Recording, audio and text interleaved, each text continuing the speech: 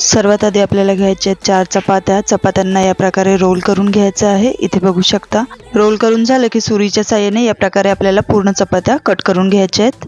यानंतर 3 चमचा तूप घालून चपातीला चोळून घ्यायचं आहे। याने चपात्या नरम होतात आणि मसाला छान असा लागण्यास मदत होते। फोडणीसाठी गरम तेलामध्ये टाकायचे मोहरी, जिरं, लसणाच्या कट केलेल्या पाकळ्या, अर्धा इंच बारीक कट केलेलं अद्रक परतवून घ्यायचंय। पुढे टाकायचे कढीपत्ता।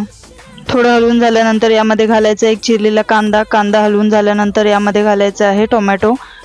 टोमॅटो आणि कांदा अर्धा मिनिट भरासाठी परतून घ्यायचे। परतून झाल्यानंतर यामध्ये घालायचे गाजर आणि कोबी आणि लगेचच सर्व मसाले टाकून घ्यायचे आहेत। बेसिकच मसाले वापरले तिथे। मिरची पावडर, धना पावडर, हळद, गरम मसाला आणि मीठ चांगलं मिक्स करून 2-1 सेकंद परतवून घ्या। थोडं पाण्याचा हबका मारा।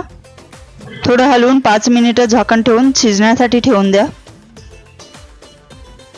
5 मिनिटं झाली की झाकण काढा। थोडं हलवा आणि यामध्ये चपातीचे तुकडे टाकून घ्या। चपातीचे तुकडे टाकून झाले की व्यवस्थित मिक्स करून घ्यायचे। मिक्स करून झालं की यावरती थोडं लिंबाचा रस घालायचा आहे आणि सोबतच घालायची आहे थोडी चिरलेली कोथिंबीर। छान असं मिक्स करून मंद आचेवर 2 मिनिटांसाठी झाकण घालून ठेवायचंय। आपले मस्त जसे चपाती नूडल्स रेडी। सर्व करून घ्या। बनला की नाही चपातीचा चटपटीत नाश्ता? पटकन जाऊन चॅनलला सबस्क्राइब करा आणि झटकन जाऊन नाश्ता बनवा। व्हिडिओ पाहिल्याबद्दल खूप खूप धन्यवाद।